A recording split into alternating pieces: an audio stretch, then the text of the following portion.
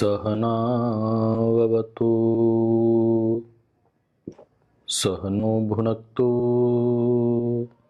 सह वीर्यं करवावहै तेजस्विनावधीतमस्तु मा विद्विषावहै। ओम शांति शांति शांति।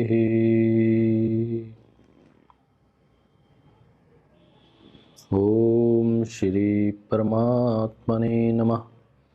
ओम श्री गुरुभ्यो नमः। ओम सर्वेभ्यो नमः। दोस्तों मित्रों, आज के इस पावन विजयदशमी के पर्व पर सर्वप्रथम मैं आपको हार्दिक मंगल कामनाएं और बधाई प्रेषित करता हूं। विजयदशमी का यह पावन पर्व आपके जीवन में मंगल विजय लेकर आए।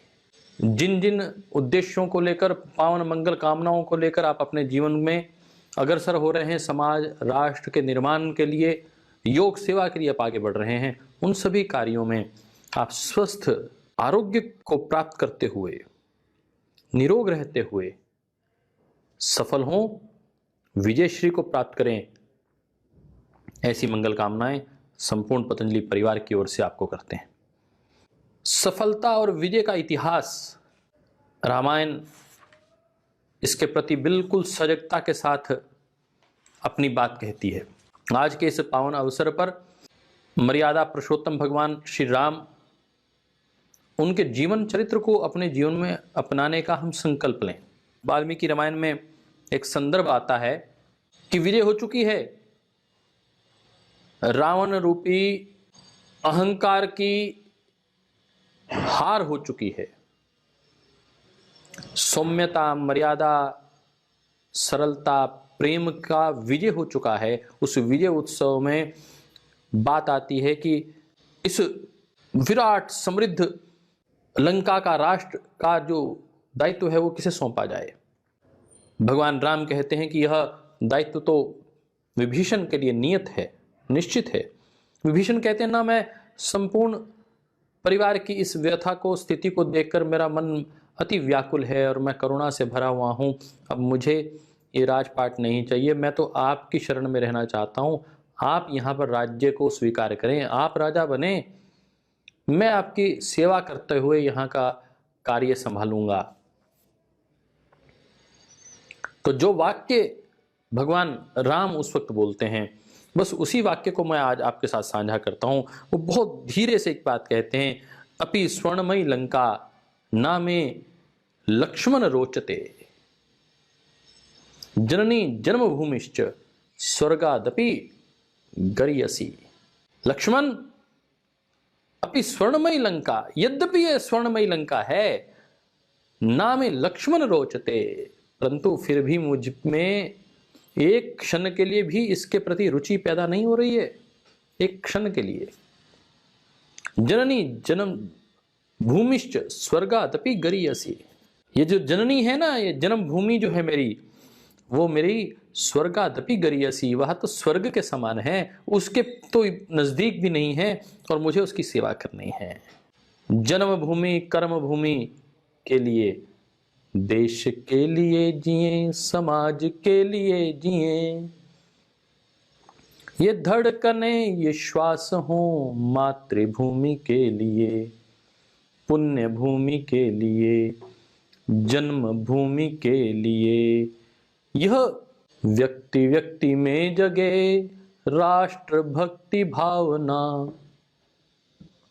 राष्ट्र को प्रेम से जोड़ने की साधना, इसका नाम है राम राज्य, प्रेम पूर्वक जोड़ने का।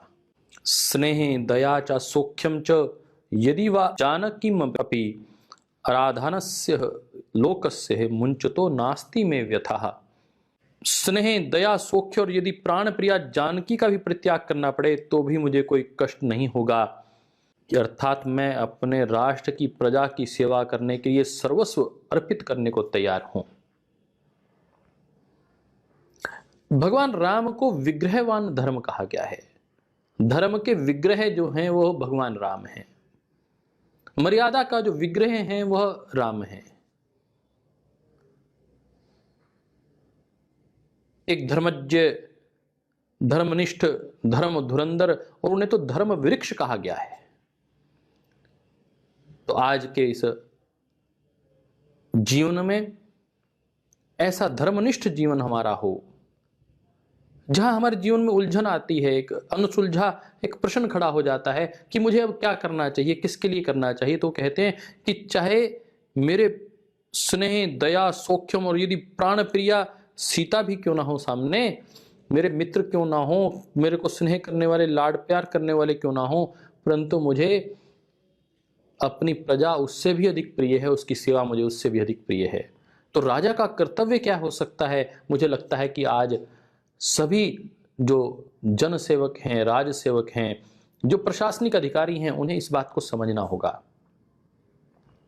मैं कई बार अपने बहुत निकटवर्ती मित्रों से मिलता हूं जो राज सेवा में हैं, वो कहते हैं कि ब्यूरोक्रेसी से काम लेना बहुत कठिन है।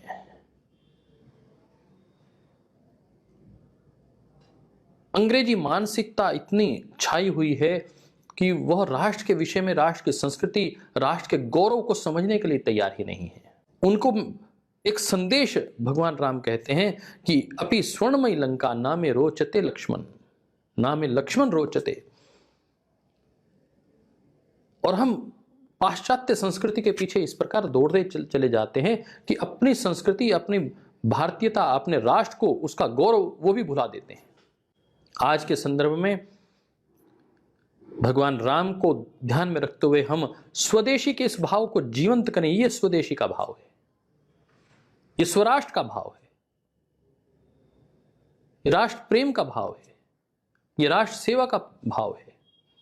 एक आदर्श राजा के लिए क्या कर्तव्य होता है, यदि उसको सीखना है, एक आदर्श प्रशासक का क्या दायित्व होता है, यदि वह सीखना है, तो मुझे लगता है कि भगवान राम के जीवन चरित्र को पढ़ना ही चाहिए। धर्म धुरंधर, धर्म वृक्ष जिस व्यक्तित्व को कहा जाए, ऐसा जीवन चरित्र अपनाओ। और उसके मूल में एक आज विषय जो हृदय से ध्यान में आता है, वह है प्रेम का तत्व, वह है मित्रता का तत्व। भगवान राम जब निकले तो 3 लोग थे सिर्फ।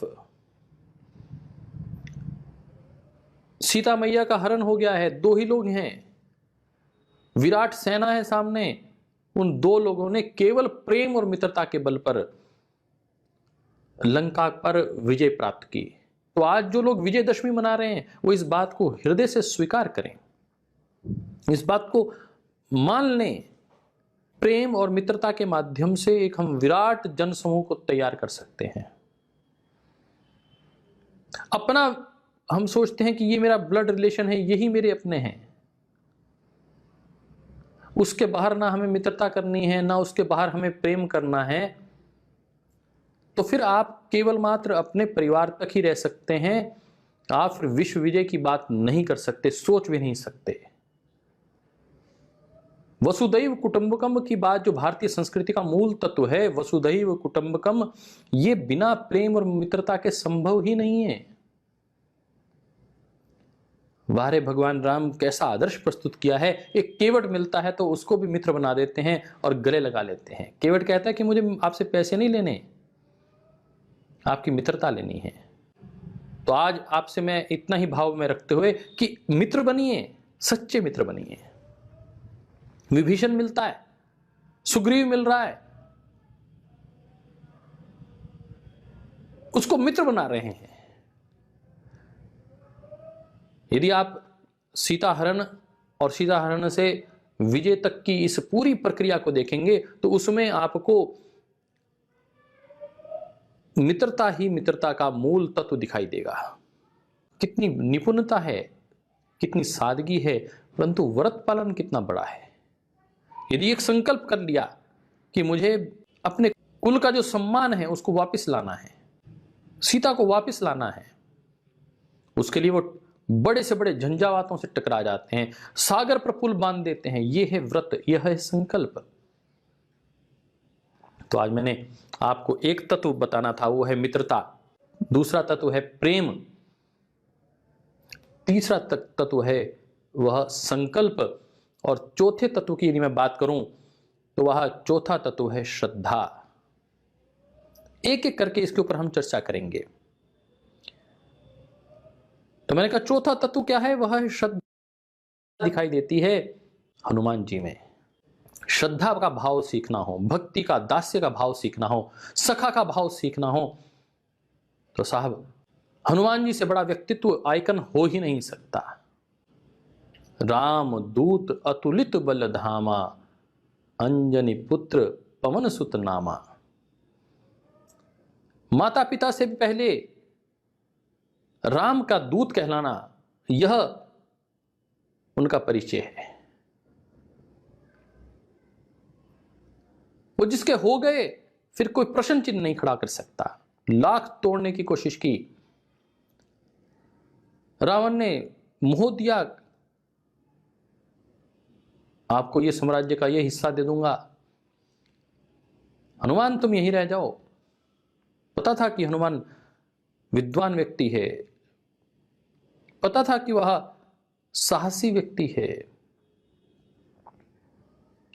उस व्यक्तित्व को खरीदने का प्रयास किया गया रावण के द्वारा, परंतु उन्होंने निष्ठा को बिकने नहीं दिया, श्रद्धा को बिकने नहीं दिया। इस बात को आप लोग हृदय से स्वीकार करेंगे। आपके सामने भी प्रलोभन आएंगे, अनेक विचारधारा के लोग आपको अलग अलग तरीके से मोड़ने की कोशिश करेंगे, तोड़ने की कोशिश करेंगे, परंतु आपके भीतर वह उज्जवल उत्कट विचार बना रहना चाहिए। बस इतना ही है कि निमन चेतना से उच्च चेतना की ओर हमें अग्रसर होना है। और निमन चेतना क्या है? हम कोई बात हो जाती है, किसी ने कुछ हल्का सा, अपने परिवार के व्यक्ति ने कुछ हल्का सा कुछ बुरा कह दिया, तो हम मन में कटुता और द्वेष रख लेते हैं। वह प्रेम तिरोहित हो जाता है, वह द्वेष फिर शत्रुता में परिवर्तित हो जाता है, वो मित्रता का भाव समाप्त हो जाता है। हम बड़े बड़े संकल्प करते हैं कि हमें ये बनना है, हमें इसको प्राप्त करना है, हम इस लक्ष्य को प्राप्त करके ही रहेंगे, फिर हम उस लक्ष्य को बीच में छोड़ देते हैं, हम विकल्प खोजने लगते हैं। तो जहां विकल्प रहित संकल्प हो, ऐसे संकल्प को हमें धारण करना है। भगवान राम इसके उदाहरण है, विकल्प रहित संकल्प के उदाहरण है। इतनी मुश्किल, इतना कष्ट, ना उधर सीता डगमगा रही है, ना इधर राम डगमगा रहा है, दोनों का संकल्प, दोनों को मैं प्रणाम करना चाहता हूं। सीता मैया भगवती की मूर्ति हैं, वह जगदम्बा, वो दुर्गा की प्रतिमूर्ति हैं, वो हिल नहीं रही हैं। वो सारे राक्षसों के बीच में घिरे होने के बावजूद अपने साहस को नहीं छोड़ती हैं, अपने संकल्प को नहीं छोड़ती हैं, अपने प्रेम को, अपने मित्रता के भाव को नहीं छोड़ती हैं। उन्हें कई कई बार बीच में मन में लग जाता है कि शायद मेरे पति मुझे अब बचाने नहीं आएंगे, मेरे मित्र मेरी रक्षा करने के लिए नहीं आएंगे, परंतु उन सब नकारात्मक विचारों को उन्होंने अपने ऊपर हावी नहीं होने दिया। विचार आए, हमने देखा रामायण के परिदृश्य में भी ये दिखाया गया कि जो बीच में सीरियल्स चले, हमने देखा उसमें दिखाया गया कि सीता के अंदर वो नकारात्मकता के विचार आ रहे थे। लोग, आसपास के लोग वो नकारात्मकता का विचार बार बार उनके मन में, मस्तिष्क में डालने का कुत्सित प्रयास कर रहे थे, परंतु इस सब के बीच में दोस्तों उन्होंने उस सात्विकता के भाव को, प्रेम के भाव को, सकारात्मकता के भाव को छोड़ा नहीं अंतिम क्षणों तक। मुझे नहीं पता कि 2 वर्ष लगे, 3 वर्ष लगे इस सारी प्रक्रिया में, परंतु एक लंबा कालखंड अवश्य था। कोई दिनों में सीता जी को वहां पर वापस आ गई हो ऐसा नहीं था। इतना कालखंड तो था कि व्यक्ति की साहस टूट जाए, इतना कालखंड तो था लगे, नकारात्मकता उसके भीतर आ जाए। भगवान राम के पास भी विकल्प था कि मैं राजा हूं, मेरी पत्नी को ले गया और पता ही नहीं उसका कहां ले गया है, तो अब मैं दूसरी शादी कर लूंगा। उन्होंने इस विकल्प को तिरोहित कर दिया, विकल्प आने ही नहीं दिया। और एक 5वां तत्व मैं आपके साथ जोड़ना चाह रहा हूं, और वह भगवान राम के साथ वह है उपकार का हृदय में धारण करना, उसको कभी विस्मृत नहीं करना।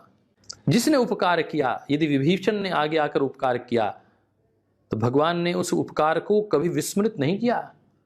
यदि केवट ने कोई उपकार किया तो उसको विस्मृत नहीं किया। यदि उपकार किया सुग्रीव ने अपनी सेना का साथ देकर, तो सुग्रीव को बाली पर विजय करवाने का, उपकार उतारने का काम भगवान राम ने, लक्ष्मण जी ने मिलकर किया। हम बहुत जल्दी उपकार को छोड़ देते हैं, भूल जाते हैं, विस्मृत कर देते हैं। ये और आप वर्तमान कालखंड में ये सबसे कठिन दौर चल रहा है। जो सबसे कठिनता का भाव है वो यह कि हम बहुत जल्दी अपने उपकारों को विस्मृत कर देते हैं। माता पिता के किए हुए उपकार को, मित्रता के किए हुए उपकार को, अपने गुरुजनों के किए हुए उपकार को हम तिरोहित कर देते हैं, भूल जाते हैं। बहुत जल्दी हम हार मान लेते हैं। मेरा ये ठीक नहीं हुआ, मुझे उनसे कुछ लेना देना नहीं। मेरा ये ठीक नहीं हुआ, मुझे उससे कुछ लेना देना नहीं। मेरा ये बुरा हो गया, उसमें हो सकता है उनका हाथ हो। एक संशय वही व्यक्ति को तोड़ देता है। कितने विशाल हृदय हैं भगवान राम। रावण के भाई को गले लगा लिया, और वास्तविकता में यदि विभीषण उनके साथ नहीं खड़ा होता तो इतनी सरल विजय नहीं हो पाती। पता नहीं क्या क्या खोकर भगवान राम इस विजय को प्राप्त कर पाते। तो प्रेम का तत्व, प्रायों को अपना बना लेना, दुश्मन को भी गले लगा लेना, यह सीखना है तो राम से सीखना होगा। भगवान राम हमें संदेश दे रहे हैं इस विजयदशमी पर कि हमें प्रायों को अपना कैसे बनाना है, और अपनों को यह संकल्प भी दे रहे हैं कि सब कुछ बड़े से बड़ा मोह आ जाए, बहुत बड़ी से बड़ी आपके सामने यदि स्वर्णमयी लंका भी आ जाए तो उसको भी छोड़ दो अपनी जन्मभूमि के लिए, अपनी कर्म भूमि के लिए। और जो एक बार शरणागत हो गया उसकी रक्षा कैसे करनी है, भगवान राम से सीखना होगा। अहिल्या का उद्धार इसका स्पष्ट उदाहरण है। जीवन कैसा हो, प्रमाद रहित हो, तंद्रा रहित हो, विकल्प रहित हो, बुराई रहित हो, अमर्यादा रहित हो, मर्यादा के साथ डिसिप्लिन लाइफ हो, यह संदेश भगवान राम का है। हम सरकारें चाहे जितना मर्जी कानून बना लें, मैं इस बात को 100% डंके की चोट पर कहना चाहता हूं, कानून बनाने से राष्ट्र चल नहीं सकता। राष्ट्र के नागरिकों के अंदर जब तक संस्कार नहीं होंगे, सिविलाइजेशन के संस्कार, एक अच्छा नागरिक बनाने के संस्कार, और वहां आएंगे संस्कृति के माध्यम से।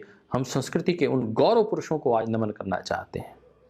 मैं विभीषण को भी प्रणाम करना चाहता हूं, जिन्होंने देखा कि मेरा भाई यदि गलत रास्ते पे जा रहा है तो उस व्यक्ति को छोड़ना है मुझे। एक तरफ ये पक्ष है कि राम और लक्ष्मण का भ्रातृ प्रेम है, और एक तरफ विभीषण और रावण खड़े हैं। दो भाई हैं, दोनों भाइयों के बीच की एक रेखा है। यहां मर्यादा में खड़ा हुआ भाई है, उसके साथ उसका भाई ताकत से खड़ा है, और यहां उसको लाख समझाता है विभीषण कि नहीं, ये ऐसा करना ठीक नहीं है।